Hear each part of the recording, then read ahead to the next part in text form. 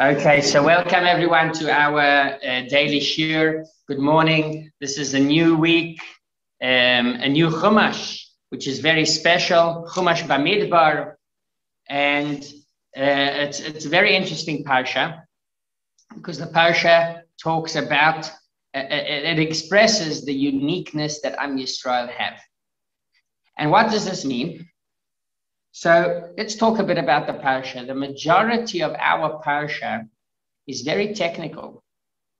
There aren't any interesting stories that we are used to from Chumash Shmos, Exodus, the plagues. We don't even have stories of the Mishkan anymore. It's not about building the Mishkan. It's not about what happened to Nadav Avihu. This parsha that we're starting to learn is very, very technical. It's counting Am Yisrael, counting Bnei Yisrael. Hashem says, please, Moshe Rabbeinu, I want you to count Am Yisrael. I want to know how many of them. How many are over the age of 20? And the question is, what is the meaning about this counting? What is the whole idea? Because it seems very simple. It seems meaningless just to count. Is that the whole purpose? And truth is that there's something very, very special about counting Am Yisrael. And the way that they did it, for example, as we know, we're not allowed to count individuals because it can cause an ayin hara. So they used to bring a coin. And by bringing the coin, that was basically their number. In other words, it was you would count the coins and then you would know how many people are there in the Jewish people. But I would like to begin with a question. Who needs to count? Who usually counts? Someone that does not know the amount. For example, I want to know how many people are at shul this morning. Or I want to know how many people attended shul last night for davening. So I count the people because I do not know how many were there. If I want to count, for example, counting money, let's give that as an example. I want to count how much money I have in my hand. That's because I don't know how much money I have. But why does Hashem need to count? Hashem knows everything. Hashem knows how many Jewish people exist. So why is he asking Moshe Rabbeinu to count the Jews? What is the point? If we were talking about Moshe Rabbeinu himself, he was talking about someone else that needed to count. If we wanted to know, if the historians would want to know how many people exactly left Egypt, no problem, count. But that wasn't the purpose. How do we know that that wasn't the purpose? Because Hashem is the one to ask for counting. And also they only counted a certain part of the Jewish people. They counted people that were over 20 years old, only male, not female. So there's something about this counting that is connected to the age of 20. And that is specifically, it has to do with Bnei Yisrael, that left Egypt. So now we understand that the counting isn't literally just counting because we've got to because of the lack of knowledge. Because we know that Hashem has no lack of knowledge. Hashem knew how many were there. So Rashi gives us a very interesting example. Rashi tells us a nice answer. Rashi says, you know what? When something is important, when something means, has a special meaning, when something is unique, you count them. HaKadosh Baruch Hu counts Bnei Yisrael not because he wants to know how many are there, but they are important for him. And because they are important, he counts them every moment. And Rashi gives a few examples. Previously, Hashem counted Am Yisrael before going down to Egypt, after Chet HaEgel, after the sin of the golden calf. And he counts them also now, because counting isn't only about knowing how many, but it's showing that it's important, right? And we can again bring in the example of money. Even someone that knows how much money he has under whatever it is, wherever he keeps his money, he would still go and count it because it's important for him. And he likes his money. That's why he counts it. Counting means you have a certain respect to it, you pay attention to it. It's not just staying there. HaKadosh Baruch Hu counted Bnei Yisrael. Why? Because he wanted to show that they are important, that they mean something to him. And that's why, even though he knew how many people were there, but he wanted to count them. So that is the first explanation of Rashi. By the way, there's a very interesting concept in halacha that I'm actually just learning right now. Hilchot Ta'aruvot is all about the kashrut of the house. We know that there are many, many details about the mixing, whatever it is. It could be milk and meat. It could be something that's not kosher with something kosher. So the basic din is that once we have 60 times that thing that's asur, so it's okay, because the flavor doesn't spread more than times 60. So once again, let's say, for example, something not kosher fell into something kosher, right? Let's say a piece of meat that wasn't shechted correctly fell into a big plate of cholent, right? So if you have 60 times that piece of meat that wasn't shechted correctly, okay, it's kosher, there's no problem. But if it's a davar shebeminyan, if it's something that you count, it's not batel. It does not. It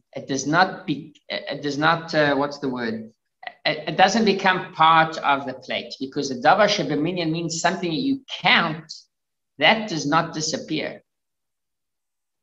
For example, what is a davar shebeminyan, right? Like, let's say you take a steak, right? That's a davar shebeminyan. You count it. Yeah, I've got one steak, here's two steaks, etc. But if we're talking about just some rice that fell in, or even a small piece of meat, part of the steak, it's not called a davar shebeminyan because you don't count it. Something that's countable does not disappear.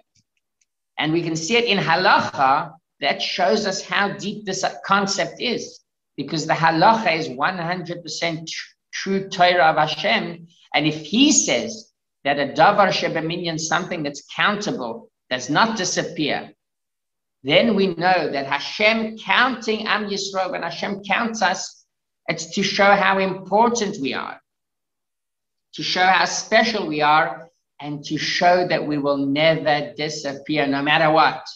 That is the idea behind counting.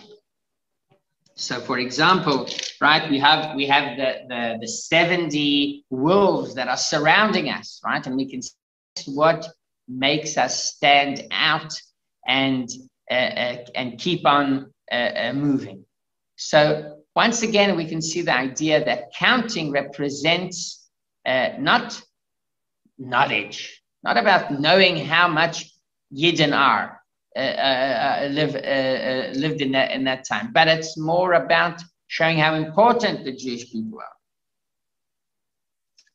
But there's another idea here, because the Rebbe asks a very interesting question. The Rebbe says, if I would go and count, let's say, stones outside, would that make it into something important?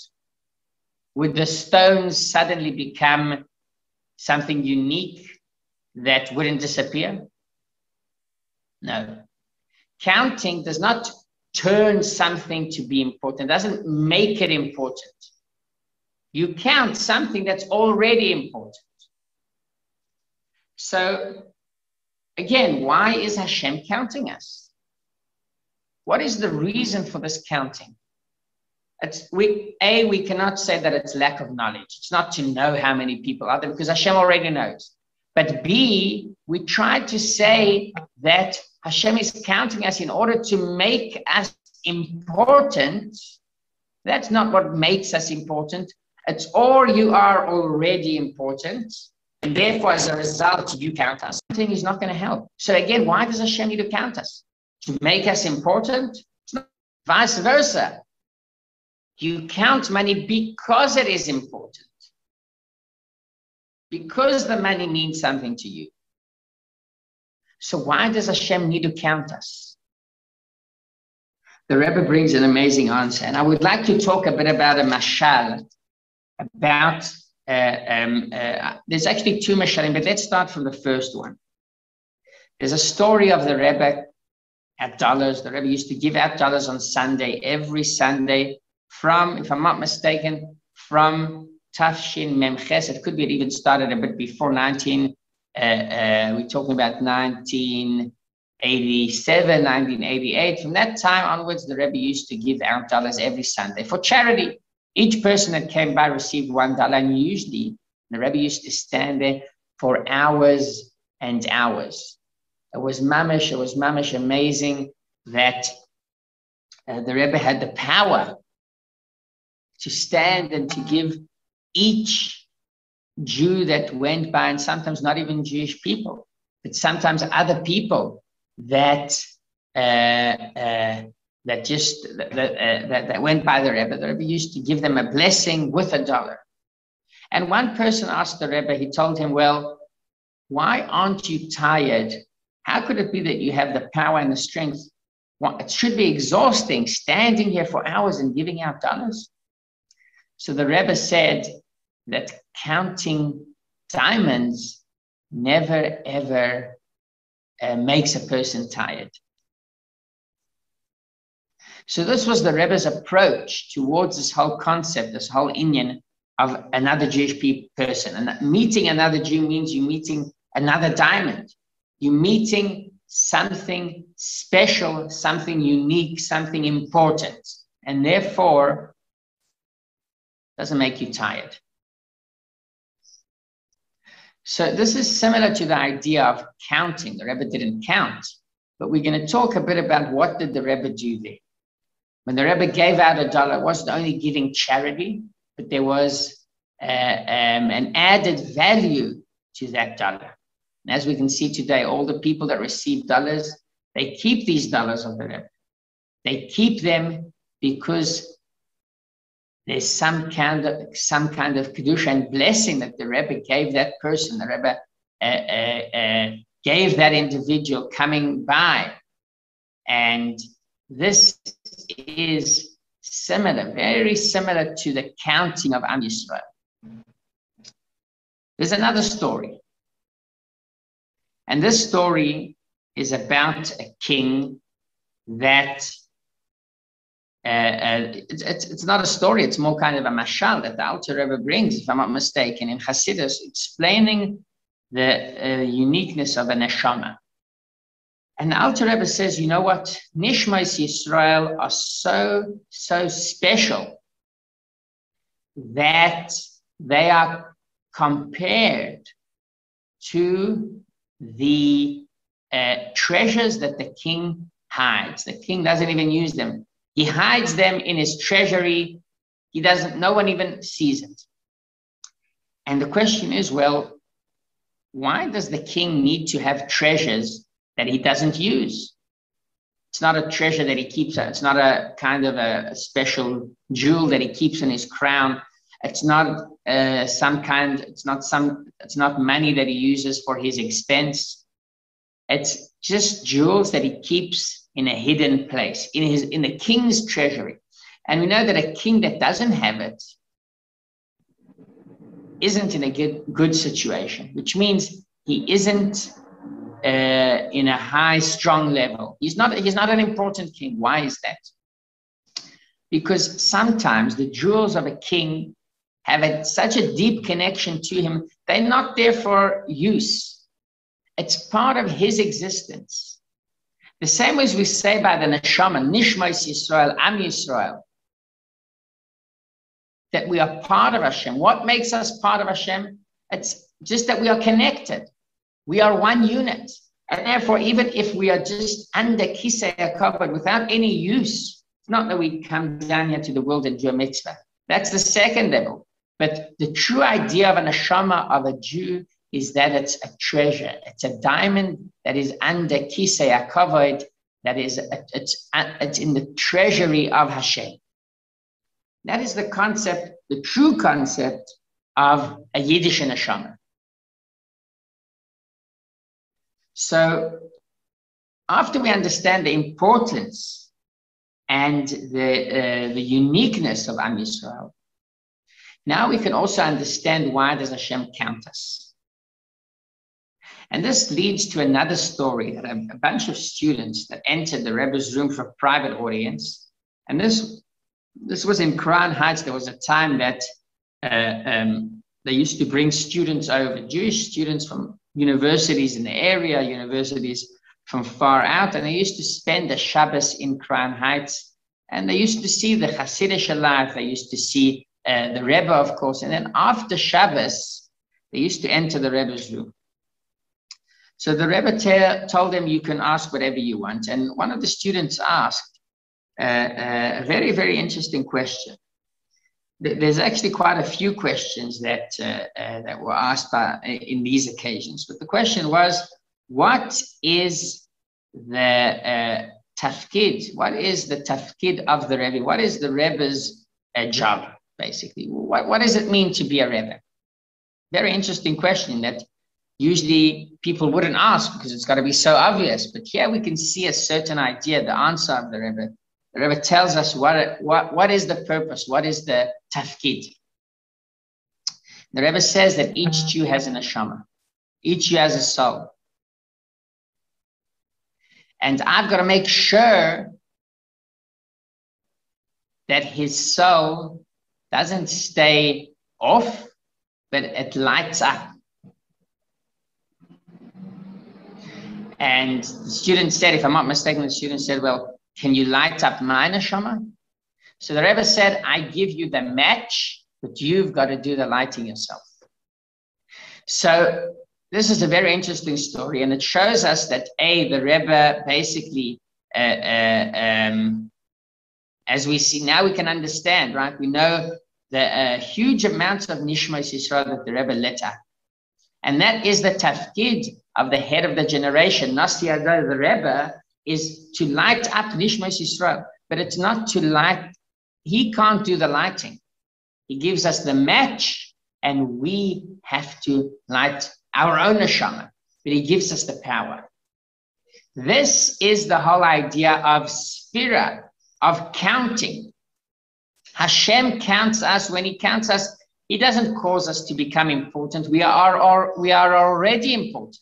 But Hashem gives us the power to reveal how important we are, to reveal the powers of the neshama, to reveal our neshama, to express the special jewel that's called a neshama.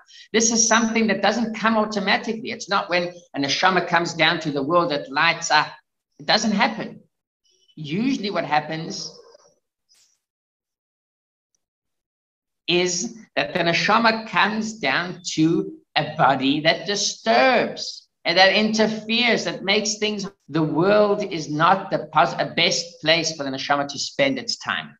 And that's why we need to light up this neshama. Sometimes it's very hard for us to light up the neshama. And that's why we get the power. If it was those that was zoichet to go by the Rebbe and to receive $1 from the Rebbe, at that time the Rebbe lit up their neshama, gave them the match, gave them the power to lighten up their neshama. That is the concept of our parsha.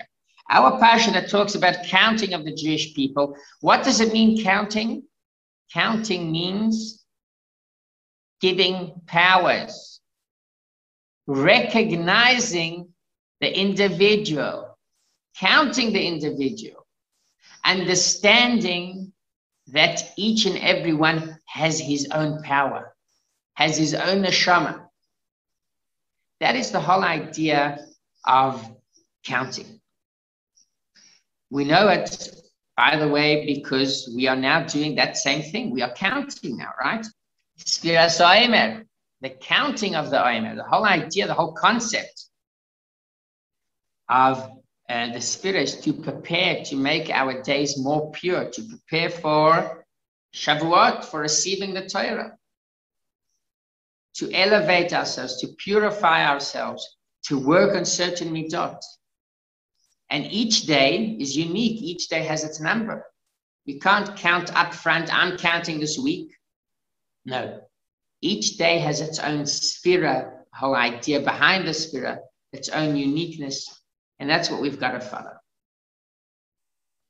Now we can also understand, and this I'll say to finish, the whole idea behind counting now only from the age of 20. Why do we count from the age of 20? It's not because the age of 20 is that those were the only people that were considered. There's something else. The idea of counting from the age of 20 means from the age of 20, we go out to the world and we need to have the powers. Everyone has an Neshama, even before the age of 20. Counting means giving you power, giving you strength, pushing you forward, revealing your Neshama. Until the age of 20, usually people are at home. They don't have to do much with the world. They are safe and they are still developing. From the age of 20 onwards, they have to move into the world. They've got to go. They've got to make a living, for example. They've got to do a dira Hashem. They've got to make this world into a special dira, an apartment, a house for Hashem. And this is the idea of the whole concept of Sfira, of counting, giving the power to someone else. So I'm wishing you all Be'ezrat Hashem a Shavua Tov, only good news this week, and Be'ezrat Hashem looking forward to seeing you next week. Shavua Tov.